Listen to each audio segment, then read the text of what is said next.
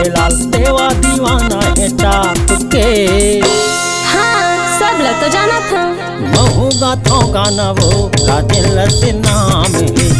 महू गाथों गाना वो राजेंद्र से नाम है।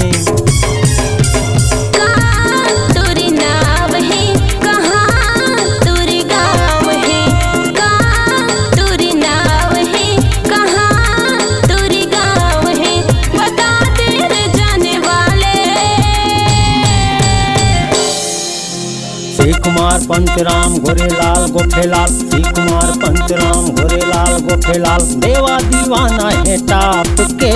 अच्छा महू गाथों गाना वो राजेंद्र से नाम है। महू गाथों गाना वो राजेंद्र से नाम है।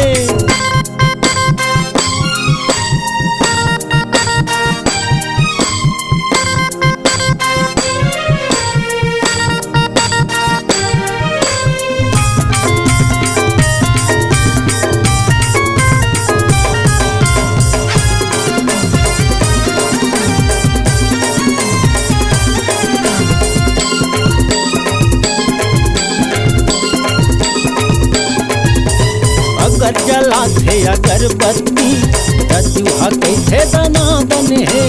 अगर जलाते अगरबत्ती रजुआ कैसे दनादन है।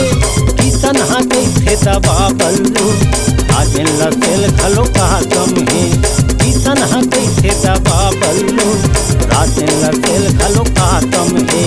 तिलदानी नवा कुंदरू जल तो तिलदानी नवा कुंदरू जल तो वही तिरमा तिरना गाँव है। ऐसे का महू गाथों गाना वो राजेंद्र से नाम है। महू गाथों गाना वो राजेंद्र से नाम है।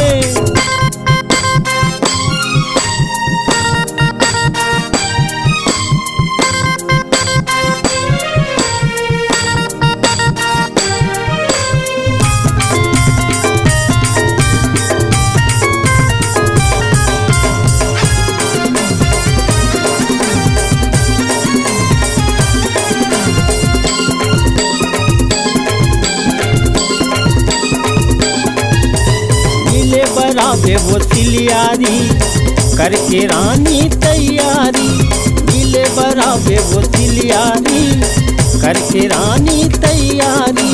वही रता मामहा गाँव है कत को है मोर संगवारी। वही रता मामहा गाँव है कत को है मोर संगवारी। ललित कुलदीप राकेश संदीप ललित कुलदीप राकेश संदीप कही भौजी वही दात है। महू गाथों गाना वो राजेंद्र से नाम है। महू गाथों गाना वो राजेंद्र से नाम है।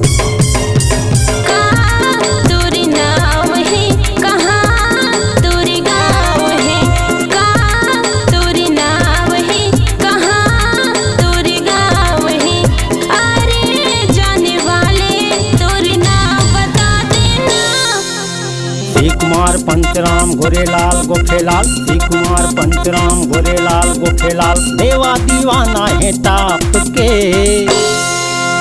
महू गाथों गाना वो राजेंद्र से नाम है।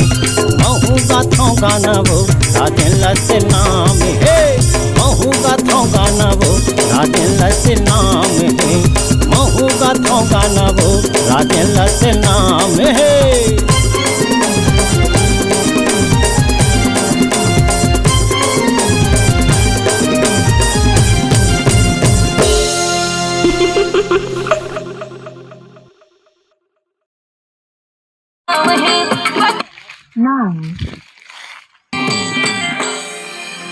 श्री कुमार पंचराम गोरेलाल गोखेलाल। श्री कुमार पंचराम गोरेलाल गोखेलाल देवा दीवाना है टाप के। अच्छा महू गाथों गाना वो देवा दीवाना है टाप के। हाँ सब लोग तो जाना था। महू गाथों गाना वो राजेंद्र से नाम है। महू गाथों गाना वो राजेंद्र से नाम है।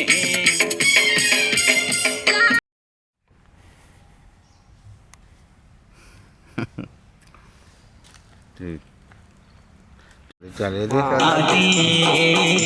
देवाला पीछे रहे। देवाला